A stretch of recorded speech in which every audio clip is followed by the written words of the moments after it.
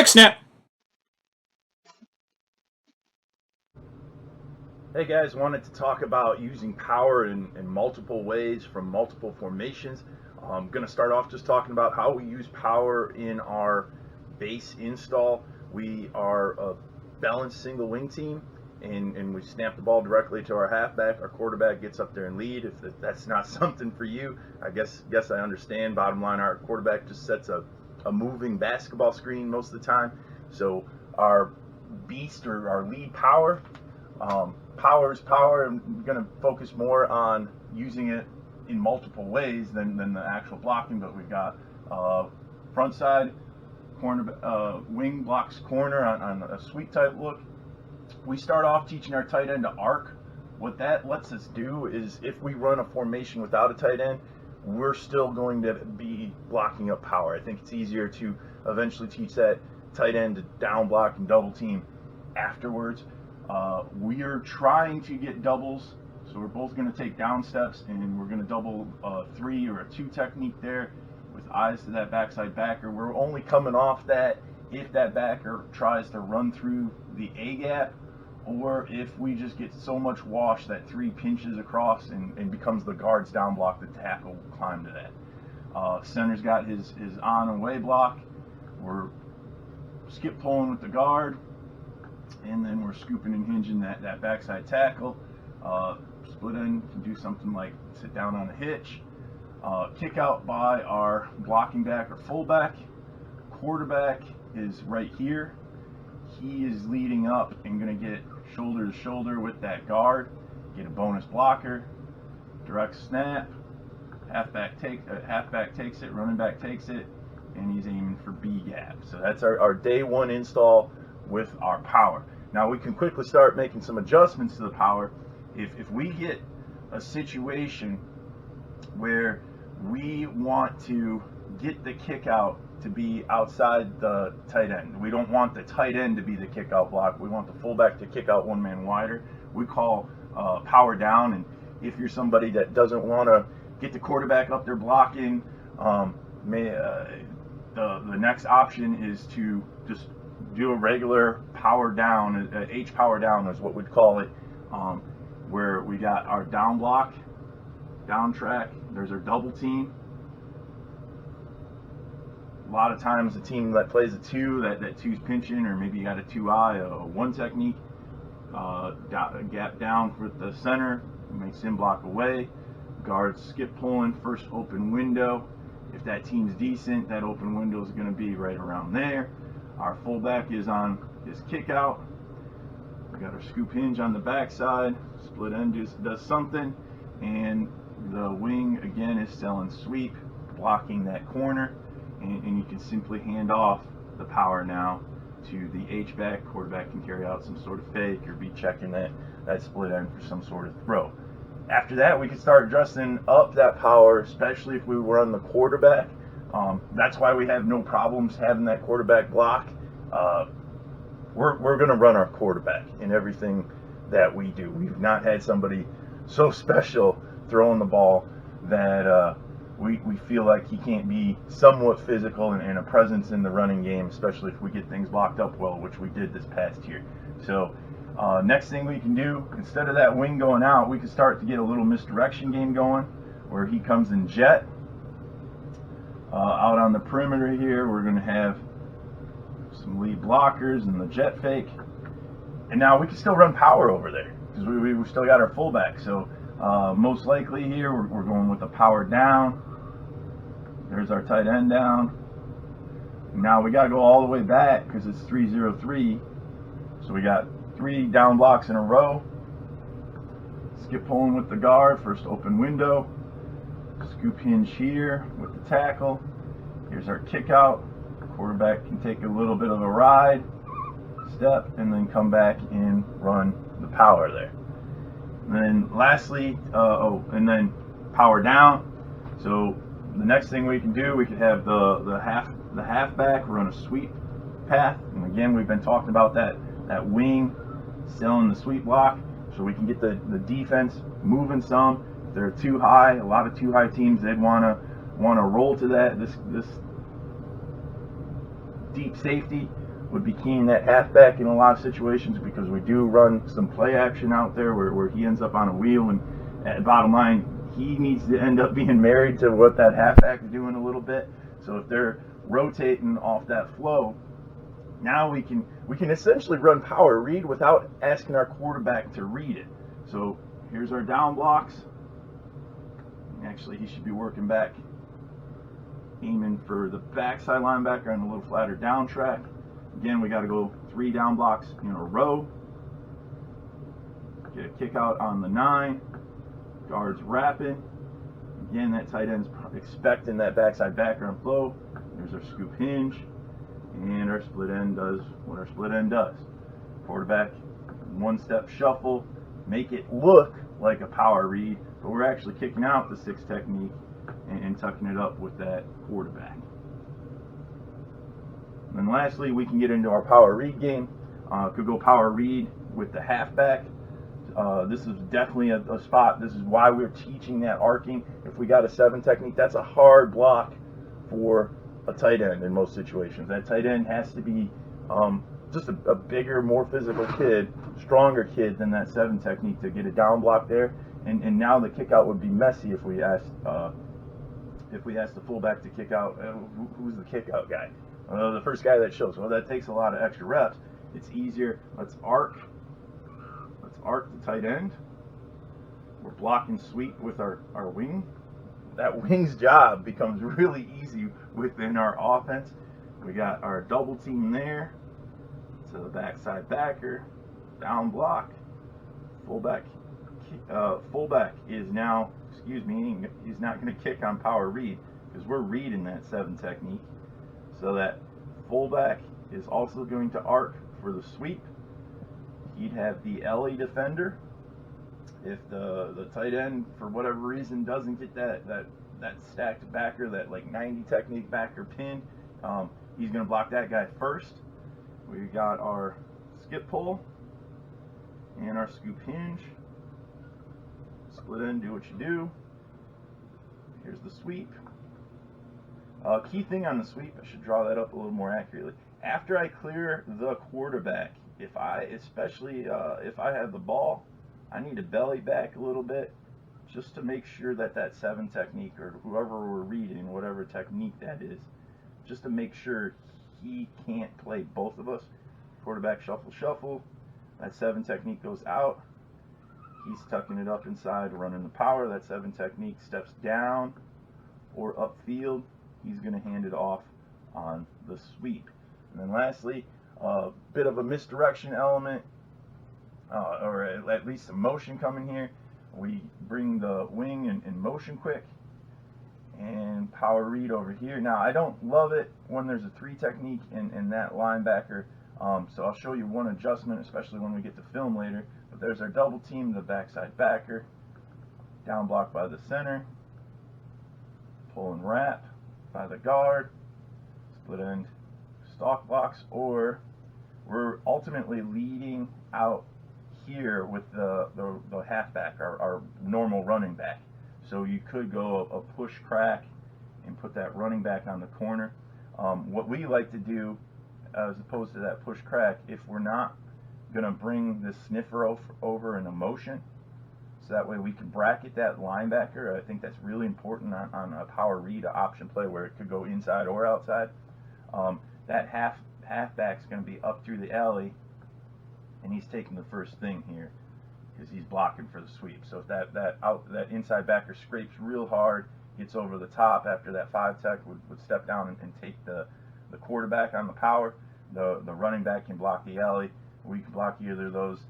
Worst case scenario, we're making that guy make a one-on-one tackle against a speedy wing back. So that wing comes, bellies back a little bit, gets out wide on the sweep path, quarterback shuffles, we're reading that 5 technique. Again, that 5 technique steps in or upfield. We'd hand it on the jet there and run the sweep path.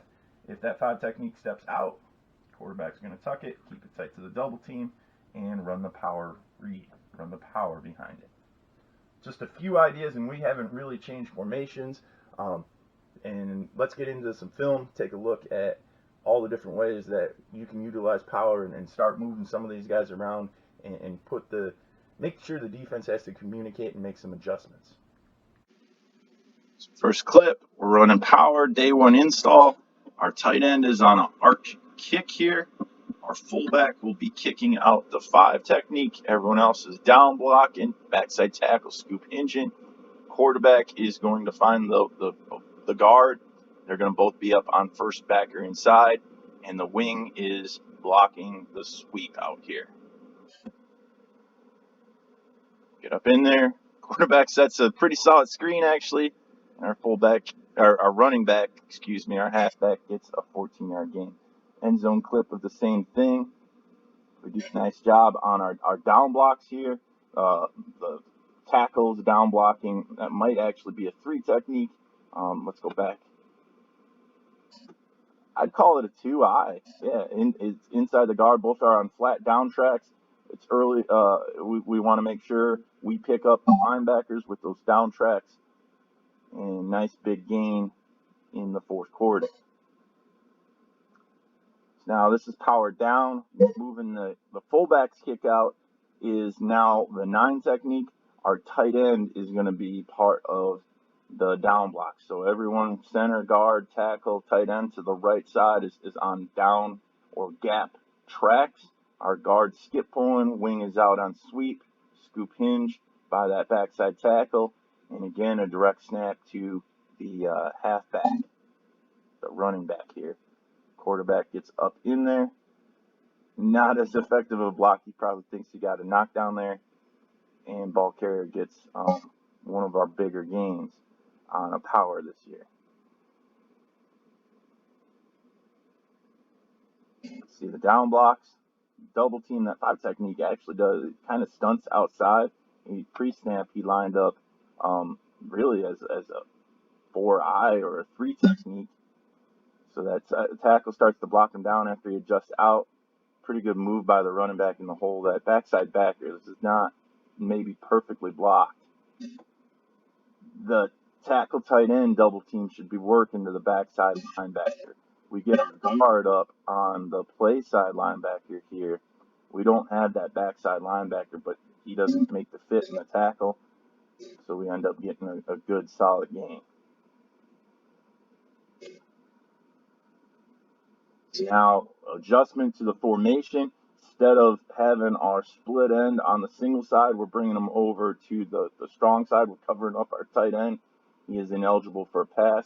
And we're putting our wing out as a slot receiver.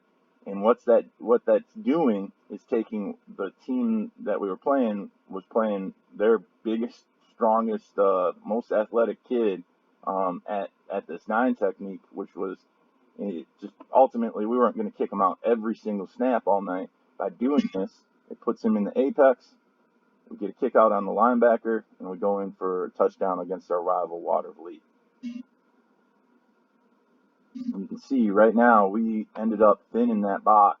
That's a 7-man box there.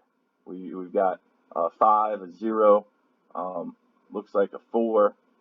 This is the backside overhang. He's not even a factor. There's their 3 stacked inside linebackers.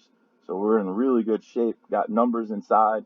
Our tight end doesn't even pick up a very meaningful block. He gets the overhang scraping late. So our running back this year, he was really good. James Mathis punches it in. So now we'll start running the quarterback a little bit. So we're going to make this power readish look. And then we give our quarterback a crease to pick up a gain. And for the O-line, we're still running power. We get a good double team here. Slide off to the backside linebacker late. Quarterback up for almost a first down gain. So now another quarterback power version.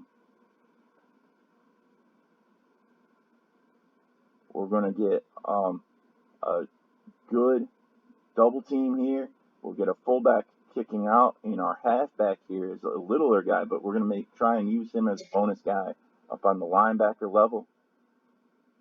He does block the linebacker. Sets a moving screen on number 50 there, and it lets our quarterback get a nice solid gain here. ends up actually cutting back behind the double team. And that's why I had that double team highlighted to share with my guys. Double teams getting movement. We get washed on the 2-eye or the 2 technique. You might have pinched inside a little bit. Our tackle is up on the backside linebacker, the play side linebacker. That's who ultimately our running back fitted on him. And the quarterback makes it out the back door for a big gain to open up the game. So now some more variations. Again, it's quarterback power here. We are unbalanced. Our wing, the guy that's normally our wing, we put him out and he's on the line of scrimmage as a split end. The guy that's normally our X receiver, our split end, he's pretty fast, so we're going to use him in a jet motion. We got our running back, our halfback, and our fullback stacked, and then we're going to go quarterback power here. Now we don't, again, this is not like a power clinic, it's how to use power. Our tackle should be blocking down, and our fullback should be kicking out. Honestly, what looks like happens here with these 3 guys, it looks like they're blocking sweep. Might have had a small miscommunication in the huddle or something. So we don't get this 5 technique blocked, I think. Excuse me, 3 technique. That guard's expecting the tackle to step down with them. And this is showing like we could do like a power tunnel call where the guard locks on him and the pulling guard's going to wrap up a little quicker. Our center also misses his back block.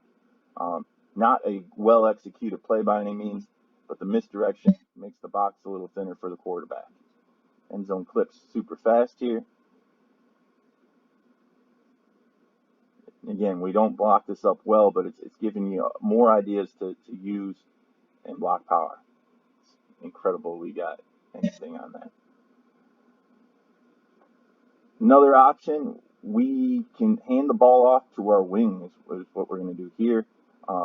Ended up, so anytime you're playing a 2-high structure or a 4-2-5 type idea, a lot of times if you put numbers to the boundary, that makes them a little comfortable. And I know these guys, they got 5 down guys right now, but the film going into this game, they were a 4-2-5 structure. So we're going to take our fullback, who would normally be lined up on the left, we're going to move him over to the right. We're going to so now we have both the halfback and the fullback available to block on the perimeter over here. And unless they roll the secondary back, we gain a numbers advantage on any perimeter run. And then we still have all our interior runs. So we're going to make it kind of power. We're going to look like we're coming in sweep motion, jet motion, get up inside on the power, and we missed the kick out. You can see pre-snap, our fullback was a little confused. Our fullback should be kicking out that 6 technique that he arc blocks on. And because of that 6 technique's just not a great football player, he misses the tackle. But again, it's giving you more ideas for power. We can spread out a little bit here, get into 11 personnel type set, and hand the ball to our halfback. Get a nice gain, does a nice job picking up 8 yards here. If we all finish blocking the play. And then lastly, we can get into our power reads. So here's our jet. You're going to see the halfback arc. He's looking for inside linebacker to safety. He's in the alley. We got our double teams. And for the offensive line, this is still power. The only guy that is not doing what he normally does on power here is our fullback here, or our blocking back. And we get our quarterback on a big game here. End zone shot. This is relatively well blocked up. Good example of all of us being on our down tracks. Right there, freeze it, tackles down, guards down, centers down and back. We're wrapping to this inside linebacker, the guard, the skip pulling guard here. He's got the linebacker inside, and our arcing halfback, running back, he's got the linebacker. If he scrapes outside, number 55, here's the read. He's out wide. He's worried about getting reached, or maybe a swing pass from that running back. The linebacker chases the jet, so he becomes irrelevant. The quarterback tucks it up inside. That's actually the backside linebacker. That's the one downside about having to have to down block everything. Number 2 here, he's the backside 30 technique. He reads the flow, tries to find an open window, and there's 315 pounds waiting for him in the open window. So we get a big gain on the power read by the quarterback. Another power read. Now our formation, we're running to the fullback side. This would be a little bit more normal for the fullback on the power read. Get the double team. Quarterback hits the crease because the 5 technique stepped out there.